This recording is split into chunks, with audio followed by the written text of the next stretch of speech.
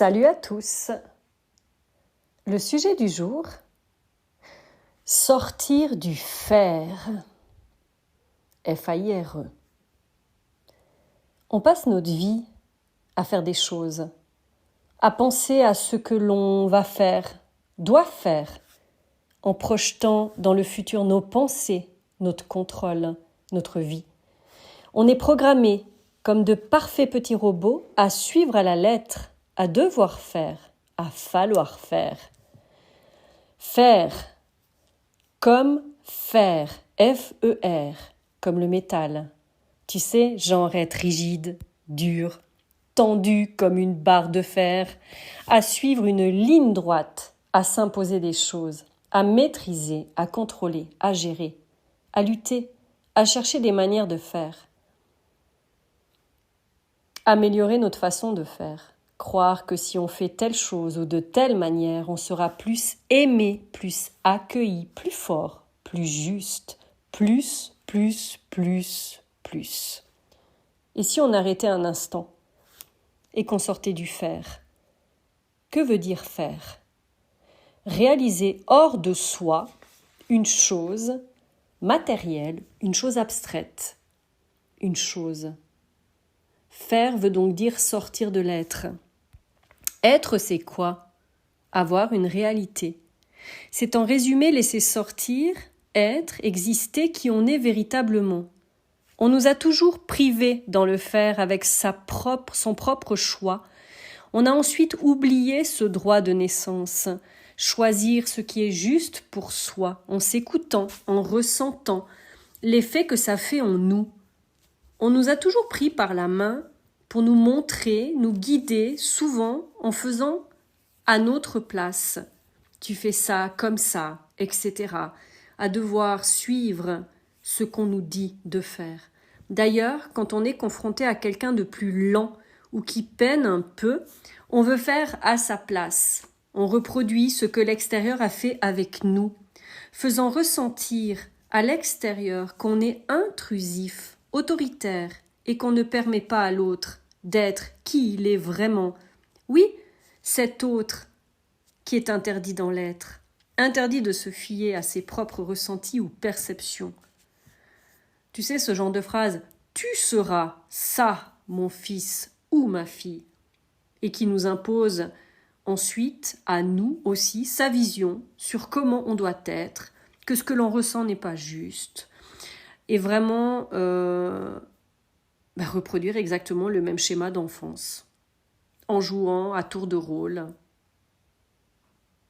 Fais pas ci, sois comme ça, fais pas ça, etc.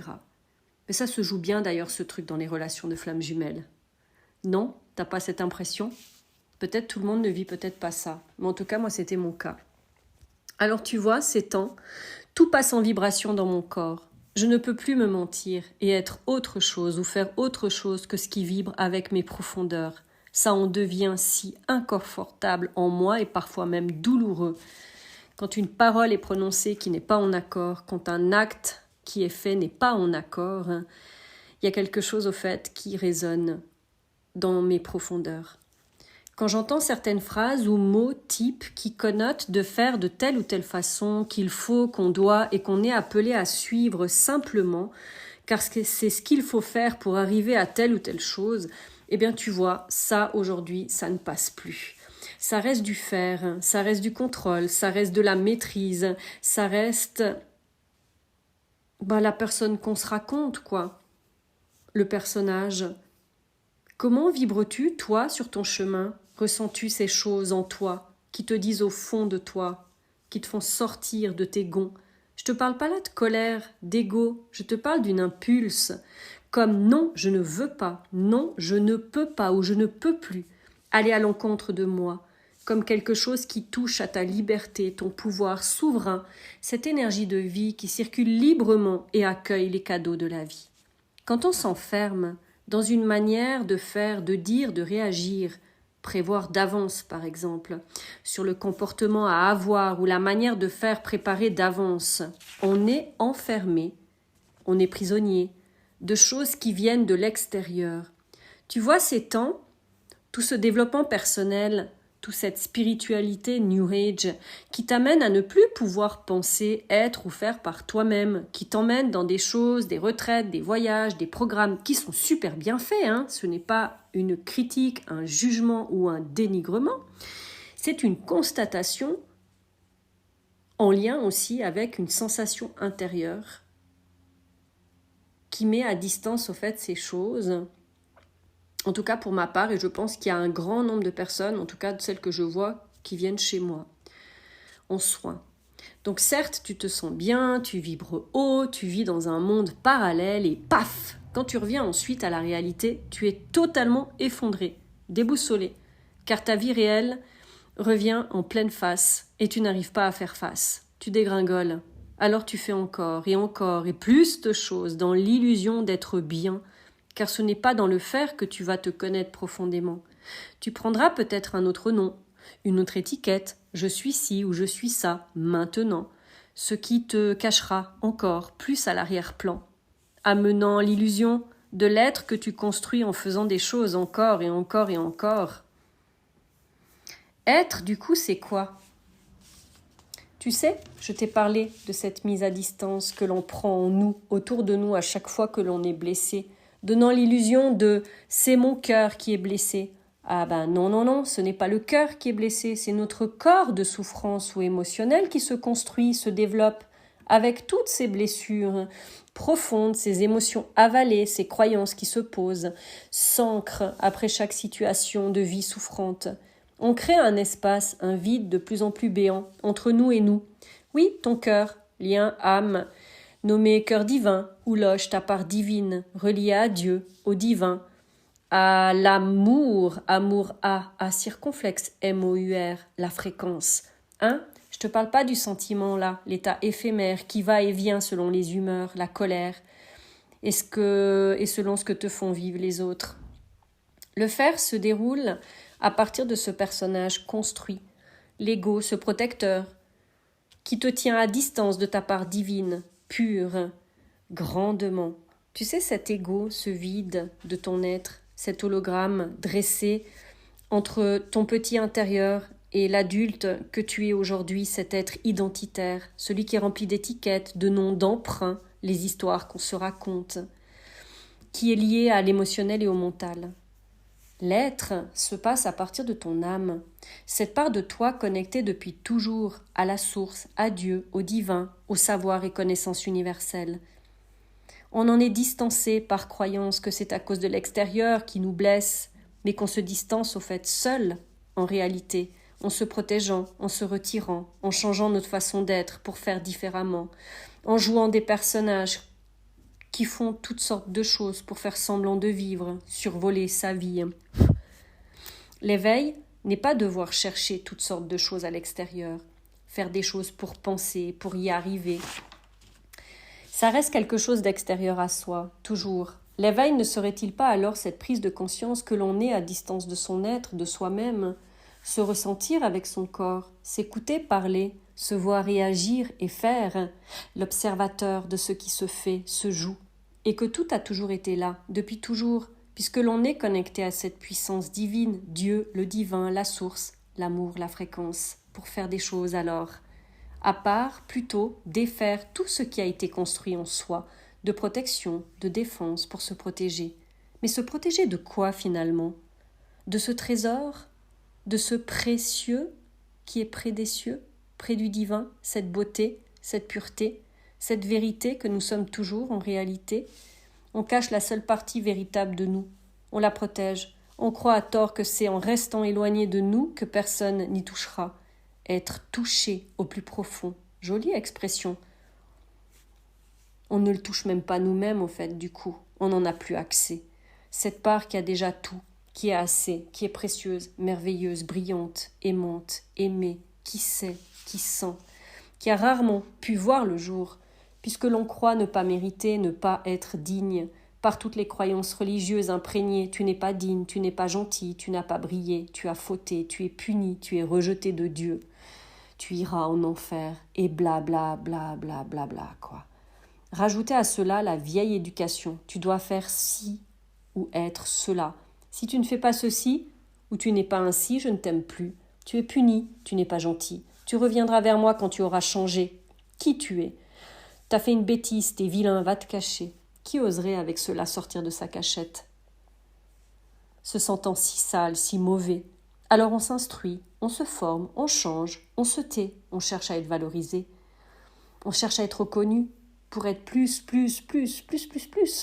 Ça reste un personnage toujours, qui fait des choses sans reconnecter à l'être profond. Tapis dans le noir, croyant qu'il ne sera jamais assez et que personne ne l'aimera alors.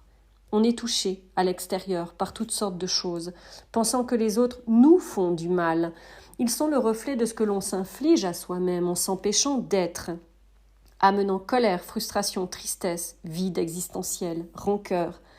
Forcément, inconsciemment, on distance de notre vibration propre, celle du cœur, qui lui est connectée au cœur de la source, au cœur de l'univers, au cœur du divin. Être, c'est oser se reconnecter à cela, à cette pureté de nous qui existe depuis toujours, cet océan du tout. Oui, le cœur divin est là, présent, à disposition, vibrant, flamboyant, résonnant. Mais pour y arriver, on a besoin de courage pour affronter la soi-disant image mauvaise de nous. On s'imagine toutes sortes de choses, que c'est trop tard, on est construit ainsi, on a nos habitudes, qu'on ne peut pas changer, que c'est trop souffrant, qu'il y a trop à faire. Alors pour se construire un bloc de béton et se couper de tout, fuir, il y a tout le monde qui est présent. Car on connaît cela, c'est simple, oui, simple, de fermer les yeux en surface. Mais dans la profondeur, on souffre si fort de ne pas se rejoindre. L'autre est cette symbolique. On se sacrifie, on accepte, on connaît ce connu, ça nous rassure. On se le répète, on se le confirme avec notre mental, avec nos croyances, nos peurs, mais quel dommage. C'est pour cela que c'est un vrai tsunami. L'autre a permis pour une fois de se rapprocher de cette splendeur, pour l'un, pour l'autre. L'un et l'autre ont aidé à faire ça. Puis on reste attaché à cette sensation, ce vécu.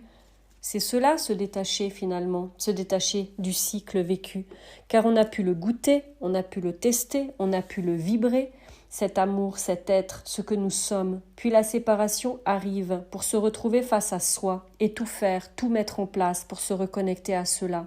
Mais on a besoin d'enlever cette distance que l'on a mis en nous depuis toujours, défaire pas à pas pour se rapprocher de soi. Le problème, c'est qu'on croit devoir faire des choses et qui plus est, suivre à la lettre ce que l'extérieur nous dit de faire. Mais stop, il n'y a rien à faire, à part conscientiser cela, que cette séparation, c'est de nous-mêmes et qu'il est temps de se rapprocher de l'être que nous sommes, en vivant des expériences de vie, dans la vie, pour nous-mêmes. Retrouver cette fréquence, rallumer cette flamme, c'est se reconnecter à ce cœur puissant de feu tout seul. Voir de l'autre côté de la face du parcours flamme jumelle, celle où tu comprends cela, que tu ouvres les yeux sur une autre réalité de l'être et non du faire qui est en lien avec l'ego et le mental.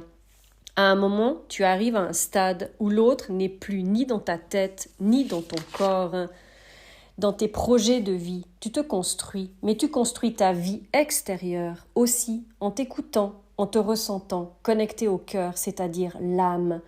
On m'a mis sur ma route quelqu'un pour me montrer les dernières blessures en lien avec l'amour, en lien avec la relation à l'homme, au couple. Quelque chose de respectueux, quelque chose de doux, quelque chose de simple qui ne demande que de ressentir. Ça tombe comme ça. Moi, c'est ma guérison pour mon âme. C'est peut-être pas pour toutes les personnes, mais peut-être que oui, finalement. Puisqu'en discutant, souvent, je me rends compte que ça arrive plus ou moins la même chose. Et ce qui est drôle, c'est que souvent on te met un sosie sur la route. Et ça, c'est très perturbant. Donc je vous parlerai bientôt des sacrifices du chaser sur son chemin et de son éveil sur ses mises en arrêt inconscient de sa vie, de l'amour, mais ce n'est pas encore assez mûr, il manque des choses. Mes partages ne sont que ma perception sur d'autres plans de conscience, l'envers du décor du parcours FJ. Tout est juste et à chaque niveau de conscience de chacun, rien n'est à rejeter, tout est à ouvrir. Rester figé, bloqué sur une seule possibilité est comme avancer en regardant le fond d'un entonnoir. Quel gâchis et une totale perte d'enrichissement de son âme. Pour avancer sur son chemin personnel d'âme, avant tout, parfois on a besoin de vivre d'autres étapes pour se construire pleinement. On est notre priorité. Avant tout, on a notre vie. Avant tout, On a nos blessures de vie avant tout, qui ne concernent personne d'autre. Et c'est en se laissant porter par la vie qu'elle nous amène exactement où l'on doit être, avec qui et comment. Faire confiance. Plus tu rentres dans l'être, plus tu sais intrinsèquement ce que tu as à faire, mais plutôt être dans le faire, présent, connecté, conscient, vivant. Allumons-nous en conscience à chaque pas. Ne restons pas figés sur une seule possibilité. Et toi, sur quel plan te sacrifies-tu encore pour la flamme, sujet qui arrivera tout soudainement? J'accompagne les personnes à être présents, à sortir du sacrifice, à se reconnecter à la vie en passant par le corps, par l'émotionnel, par le mental, pour se poser ensuite dans la matière en conscience. On est flamme, certes, mais on est quelqu'un à part entière avant tout. Quand le chaser passe sa vie à faire, à un moment donné, on est amené juste à être et à vivre, ressentir tout ce qui se passe en nous, c'est-à-dire redescendre dans les pieds, dans la matière, quitter la tête, le mental et entrer dans le senti pur, être guidé et surtout faire confiance. La suite dans un prochain épisode. Belle route les flammes et à bientôt.